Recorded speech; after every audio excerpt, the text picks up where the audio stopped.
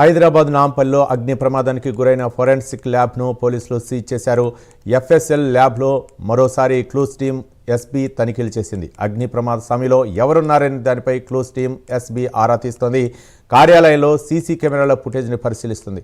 Forensic ల్యాబ్లో 40 కంప్యూటర్లు, hard డిస్కులు, laptop, pen drive దగ్ధమైనట్లు గుర్తించారు. కాసేపట్లో ఘటనా స్థలానికి ఎఫ్ఎస్ఎల్ డైరెక్టర్ శిఖా గోయల్ రానున్నారు.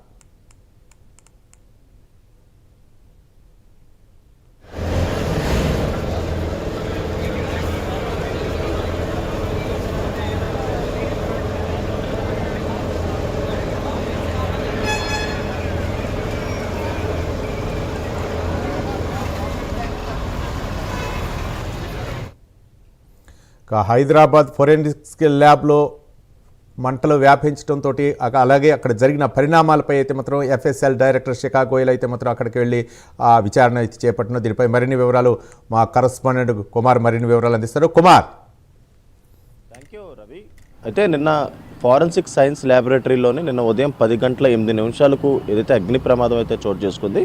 అయితే మొదటగా అక్కడ ఉన్న ఆఫీస్ బాయ్ ఏదైతే దాన్ని చూసి ఇమీడియట్గా ఇటు ఏదైతే ఫైర్ సిబ్బందికి అలాగే పోలీసులకు కూడా సమాచారం అయితే ఇచ్చాడు.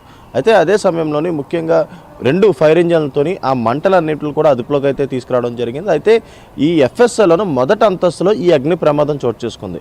అయితే ఈ మొదటి అంతస్తులోనే ముఖ్యంగా కంప్యూటర్లు, ల్యాప్టాప్లు, హార్డ్ డిస్క్లు, పెన్ డ్రైవ్లు ఇవన్నీ కూడా ఇటు ఫస్ట్ ఫ్లోర్లోనే ఉంటాయి. అలాగే దాంట్లో చాలా కీలకమైన ఇన్ఫర్మేషన్ ఉన్నట్లయితే తెలుస్తుంది. ముఖ్యంగా ఇటు ఓటుకు నోటు కేసుకు సంబంధించి ఏదైతే ఆడియో వీడియో ఫైల్స్ అన్నీ కూడా దాంట్లోనే ఉంటాయి.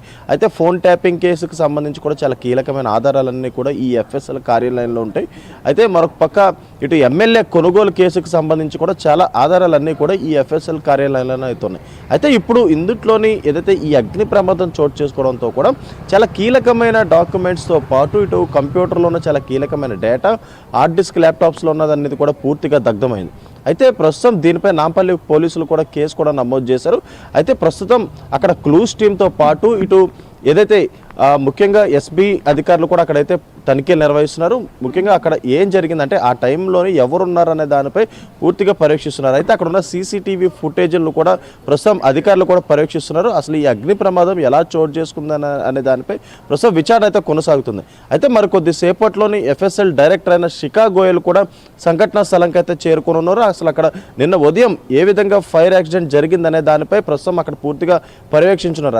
అయితే ఈరోజు 12 గంటలకు మీడియా ముఖంగా ఏదైతే ఎఫ్ఎస్ఎల్లో జరిగిన అగ్ని ప్రమాదానికి సంబంధించి కూడా పూర్తిగా డీటెయిల్స్ అయితే శిఖా గోయల్ అయితే ఇవ్వనున్నారు. అయితే ఇప్పటికీ ఏదైతే ఈ ఎఫ్ఎస్ఎల్ దాంట్లోని చాలా కీలకమైన డేటా ఉంటుంది కాబట్టి దాని బ్యాకప్కి సంబంధించి నిన్న ఏదైతే డీజీపీ శివధర్ రెడ్డి కూడా స్పందించారు. ముఖ్యంగా ఆ కంప్యూటర్లో ఉన్న డేటా మొత్తం కూడా బ్యాకప్ అయితే ఉంటుంది. ముఖ్యంగా దానికి ఏదైతే దానికి సంబంధించి కూడా చాలా బ్యాకప్ డేటా ఉంటుంది కాబట్టి అందులో ఏ ఇన్ఫర్మేషన్ కూడా పోదంటూ కూడా ఇటు డైరెక్టర్ డీజీపీ కూడా చెప్పడం జరిగింది. అయితే ముఖ్యంగా ఇప్పటికే ఇటు రాజకీయంగా ఏదైతే ఈ అగ్ని ప్రమాదానికి సంబంధించి కొన్ని ప్రకంపనలు లేపుతున్నాయి. ఇప్పటికే బీఆర్ఎస్కి సంబంధించి కేటీఆర్ కూడా దీనిపై స్పందించారు.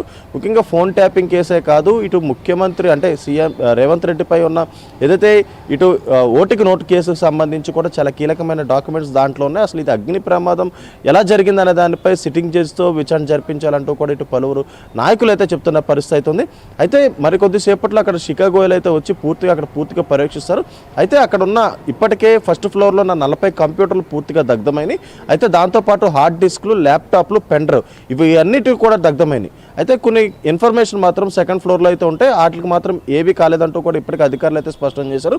అయితే ఫస్ట్ ఫ్లోర్లో ఉన్న ఇన్ఫర్మేషన్ అంటే ముఖ్యంగా ఇందులో ఈ కంప్యూటర్లో ఏమేమి డేటా ఉన్నది, అయితే ఏవే కేసులకు సంబంధించి డేటాలు ఉన్నాయనే దానిపై ప్రస్తుతం పూర్తిగా పరీక్షించనున్నారు. అయితే ముఖ్యంగా ఈ ఏదైతే ఈ ఫైర్ యాక్సిడెంట్ వచ్చేసి కేవలం ఏదైతే షార్ట్ సర్క్యూట్ వల్ల జరిగిందంటూ కూడా పోలీసులు ఒక ప్రాథమిక నిర్ధారణకు అయితే రావడం జరిగింది. అయితే ఇప్పటికే నాంపల్లి పోలీసులు దీనిపై కేసు నమోదు చేశారు కాబట్టి ప్రస్తుతం అక్కడ ఉన్న క్లోజ్ టీమ్ ఎస్బీ అధికారులు కూడా పూర్తిగా పరీక్షిస్తున్నారు. మొత్తం అంటే అక్కడ ఉన్న సీసీటీవీ ఫుటేజ్ను కూడా పరీక్షిస్తున్నారు. అసలు ఈ అగ్ని ప్రమాదం జరిగిన సమయంలో అక్కడ ఎవరున్నారనే దానిపై కూడా పూర్తిగా పరీక్షిస్తున్నారని చెప్పొచ్చు రవి.